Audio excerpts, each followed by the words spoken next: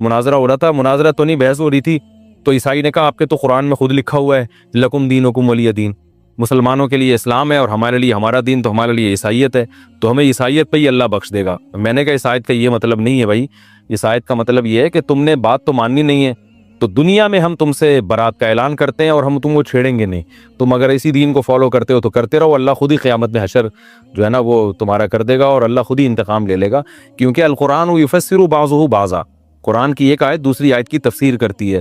دوسرے مقام پہ اللہ نے فرمایا ان الدین عند اللہ الاسلام، دین اللہ کی نظر میں صرف اسلام ہے، اور ایک اور جگہ فرمایا وَمَن يَبْتَغِي غَيْرَ الْإِسْلَامِ دِينًا فَلَن يُقْبَلَ مِنْهُ، جو اسلام کے علاوہ کسی اور مذہب کو فالو کرے گا ہرگز قیامت کے دن قبول نہیں کیا جائے گا، وَهُوَ فِي الْآخِرَةِ مِنَ الْخَاسِرِينَ، اور وہ آخرت میں خسارے والوں میں سے ہوگا۔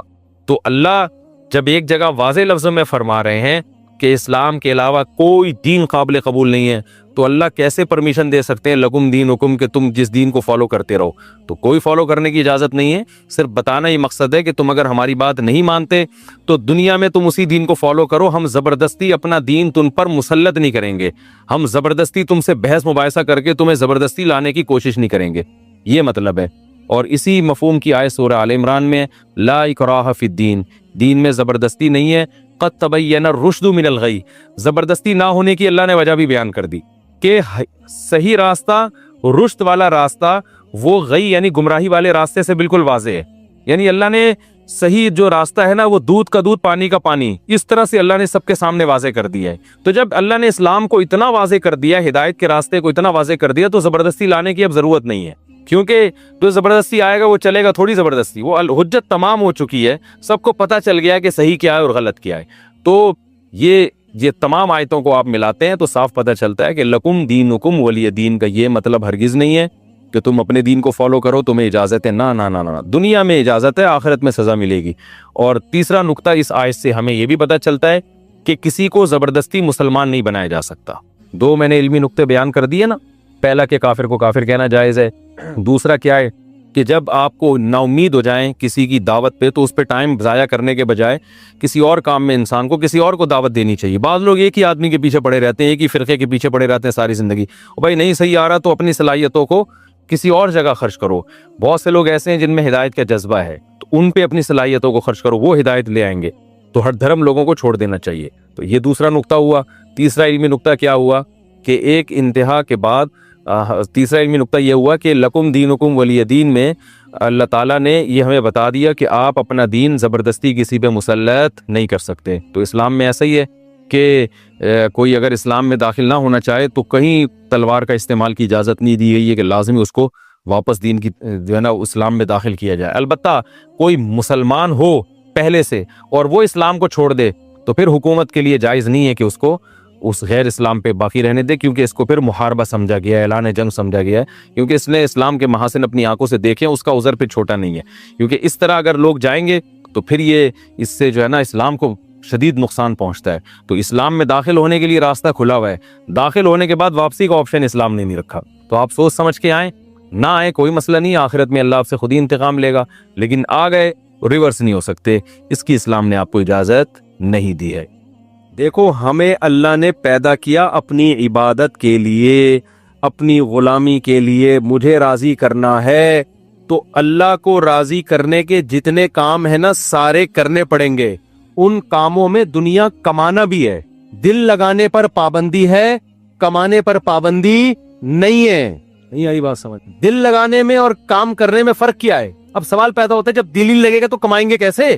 ابے اللہ کے لیے کمائیں گے نا، اور جب اللہ کے لیے کمائیں گے تو کچھ لذتیں بھی حاصل ہوں گی دنیا کی، پھر ان لذتوں میں مزہ بھی آئے گا۔ دیکھو جب آپ افطاری کے وقت رمضان میں صبح روزہ رکھتے ہو سحری کے وقت، ٹھیک ہے نا، شدید گرمی کا روزہ ہے، بڑا لمبا روزہ ہے، سارا دن بھوکے پیاسے، کیوں اللہ نے پابندی لگائی ہے، نہ پانی پینا ہے نہ کھانا کھانا ہے، برداشت کیا اللہ کے لیے۔ پھر جب سورج غروب ہونے کا وقت آتا ہے، اب اللہ کہہ رہے میری عبادت اگر کرتے ہو تو کیا کرو؟ اب نہیں کھاؤ کیا؟ اپنی خواہشات قربان کرو، یہ بولتا ہے اللہ۔ اب اللہ کہتا ہے اب جو دیر کرے گا وہ گناہگار ہوگا، اب کھاؤ، کیا کرو؟ اب ہم کس کو خوش کرنے کے لیے کھاتے ہیں؟ ڈبل مزہ آتا ہے کہ نہیں آتا؟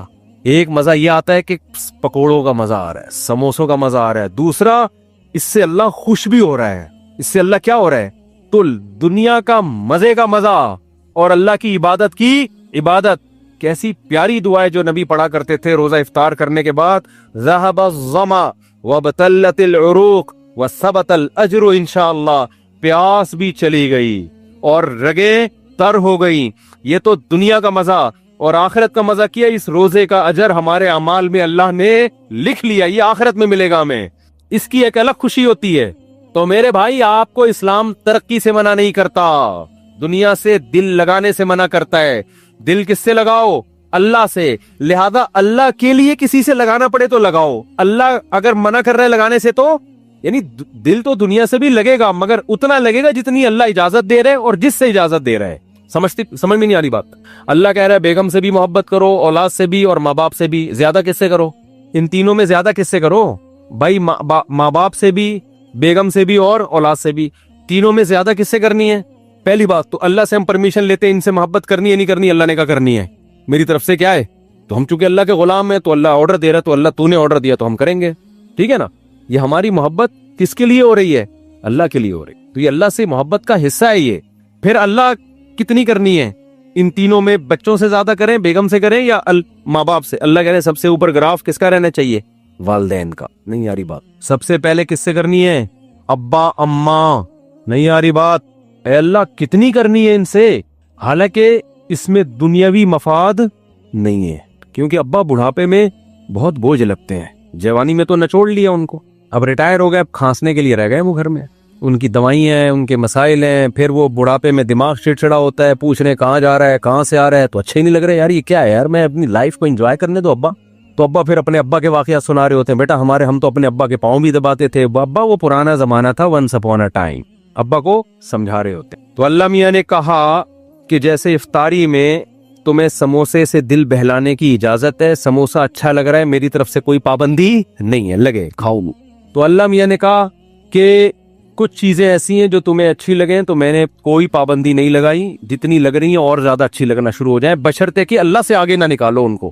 لیکن جب ان کا آپس میں کمپیئر ہوگا، تقابل ہوگا، تو سب سے زیادہ محبت ابا اور اماں. ان کی ناراض نہیں کرنا، ان کے